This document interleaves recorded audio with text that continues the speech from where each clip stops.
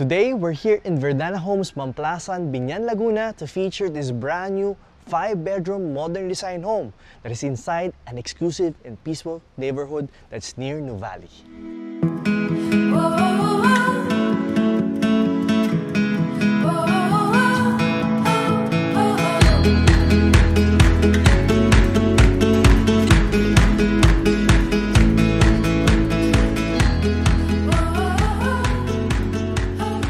Hi guys, I'm Armand Cruz. Today we're here in Verdana Homes, Mamplasan, Binyan, Laguna to feature this 5-bedroom modern design home. This property is easily located near the Cavite-Laguna Expressway, the Mamplasan exit through the South Luzon Expressway, and napakalapit din po niya sa Nuvali. That's approximately around 10 to 15 minutes drive, and going to Tagaytay around 30 minutes drive. This property sits in a lot area of 291 square meters with a floor area of 350 square meters. It has 4 bedrooms, it has 5 toilet and bath, and you can park 3 to 5 cars in your carport. And napakaganda po ng design ng bahay na to. I can't wait to tour your ground. Kaya po simulan na natin ang external tour ng property na to. Again, this property sits in a lot area of 291 square meters with a floor area of an estimate of 350 square meters. Let's begin with the exterior tour of the property. As you can see, this is a neighborhood na pwede kayong hindi mag-gate. This is very secure. This is actually an Ayala community by Alveo. It's one of those popular communities here in the South kasi isa to sa mga properties na malapit po sa Mamplasan exit and malapit din po sa Cavite-Laguna Expressway. Now, so let's begin with the external tour of the property, beginning with our carport. This property can house up to 4 to 5 cars here sa ating carport. So you can park 1, 2, 3, 5 cars here and kasyang-kasya po siya. Now, at the back, and both sides at the back of the property, ang maganda rin dito is this is a single detached or detached house. You have the space all over the back with the gardening or some landscaping. Now you can put tables and chairs. You can just enjoy the breeze of the afternoons here in the South. Sobrang perfect and sobrang ganda po niya. Now we're done here in the exterior tour of the property. Let's go and explore the ground floor area of this house. As we enter the ground floor of this house, as you can see, we have this super huge door, a solid wood door po siya, napakaganda. And it's already a smart lock, so perfect po dun sa mga family members na gusto nila naka-smart home or smart lock. And as we enter, we are greeted by our double height ceiling living room, which is very spacious and already interiored so that you have an idea of how it would look like if you were the one who transferred here in this house. And as you can see, you have that beautiful chandelier on top looking over down your living room, and you have that beautiful drapings already installed, which is already included in the sale of the property. And yung tiles po natin, it's 60 by 120 yung size po natin, which makes it beautiful and elegant. You have that beautiful finish, you have that wallpaper installed in the wall. You already have that air conditioning here in the living room, and you have that beautiful accents all over this property. Now, right across our living area will be our dining area. But first, let's close this one so that you can actually view it properly. So right across will be our dining area, which can easily fit your 6-seater dining table. What's nice about this is kaya pa siyang expand up to 8-seater or even a 10-seater dining table. We also have your aircon split type inverter air conditioning here in the living area. Now, in the dining area. What's nice also about this dining area, meron tayong chandelier. We also have an access door going to our front garden, which napakaganda niya. This is actually very nice. You have that beautiful view of the outside. Just imagine if you have a lot more plants outside, you have that view in the morning or during lunchtime while you eat. Now, right beside our dining area would be our kitchen area. This is your U-shaped kitchen area with your modular cabinets. You have your range hood, you have your oven and cooktop, you have your sink, you have your granite countertop. You also have your two-door refrigerator here, and right beside our kitchen area would be our maid's room or our storage area, which has an access going to the outside of the property. Now this can be a service area if you want to. This is a dirty kitchen, so dirty kitchen, so you can actually install a stove here. You can put your industrial type na mga mga kagamitan, pwede po siya. And sorry, ito pala yung dirty kitchen natin, right? Beside, it also has an access going to the carport of this house. Now, right beside it is our maid's room.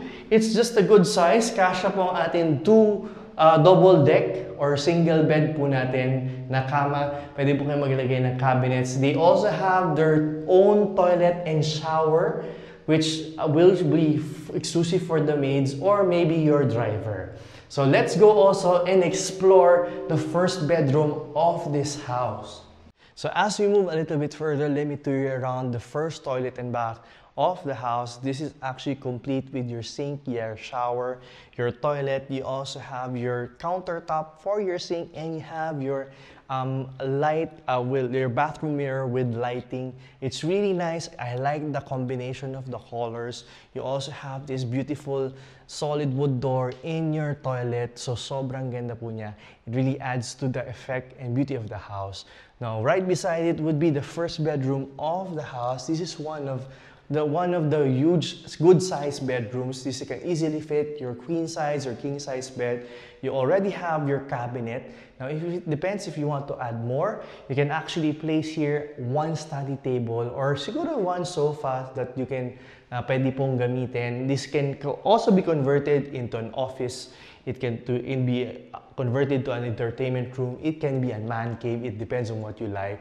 And what's nice about this, almost all of the rooms here, or actually all of the rooms here, have their own toilet and bath. And as you can see, almost the same configuration as the first toilet and bath. You have your sink with counter. You have your bathroom mirror with light. You have your toilet. You also have your shower area, and you have a niche there for your soap and shampoo. So we're done here in the ground floor. Let's explore the second floor of this property.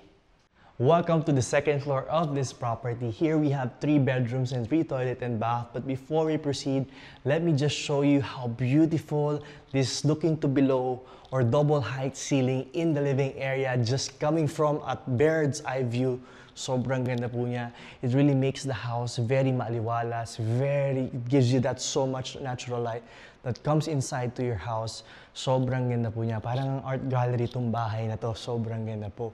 So, we're done there. Let's go and let me show you the interior of the first bedroom. This is, as you notice in the video, nagpalit po yung tiles natin. On the ground floor, it was 60 by 120. This is actually wood planks that's installed. So very ang ganda niya. It's gray or light gray. Sobrang ganda. So you also have already your split type air conditioning, your center lights.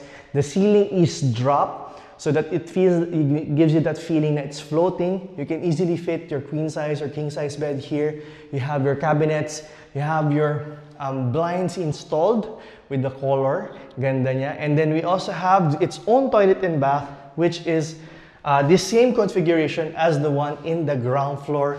Again, this time, kanina naka-elevate yung sink. Ngayon, naka-embed po siya with the countertop. You have your toilet, you have your shower, you have your niche, and nag-iba rin po yung size or shape ng ating bathroom mirror with lighting.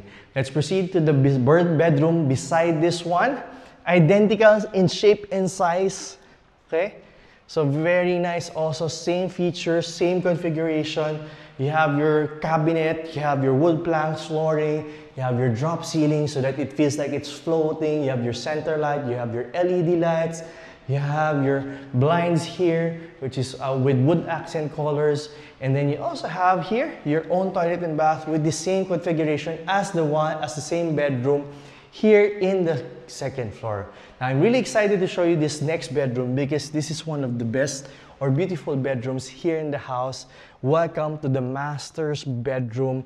You have your beautifully made solid door. You have your cabinet which lights up in the evening or weekend, which has its own lighting. And you have your balcony here looking over your carport, looking over your property, and sobrang ganda. You can put tables and chairs there. So this is your queen size bed. Kasya rin po ang ating king size bed dito if you have a bigger preference. You also have your air conditioning.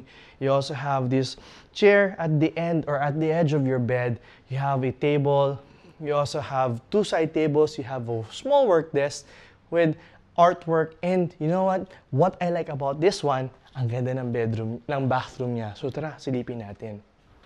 So, as we enter, when I entered this bathroom, napawaw na lang ako. Sobrang galing ng interior niya. So you have your full-size cabinet here. You have your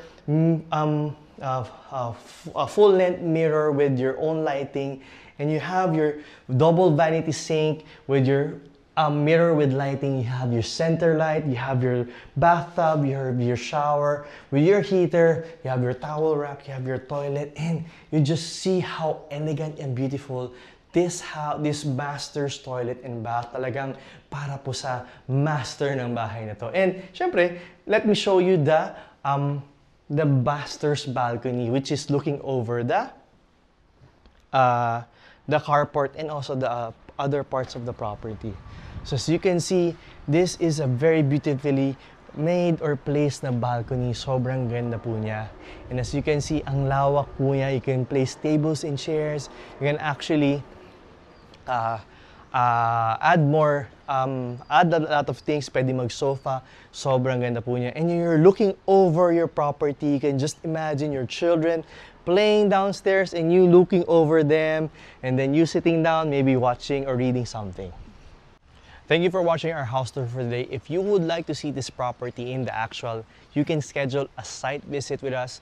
You can contact us in the contact information posted on the screen. There we have our Viber, WhatsApp, and also our iMessage. You can also go on our social media accounts. We have our Facebook and Instagram. Once again, this is Arman's Cruise, and I hope to see you soon in my next house tours. Bye guys!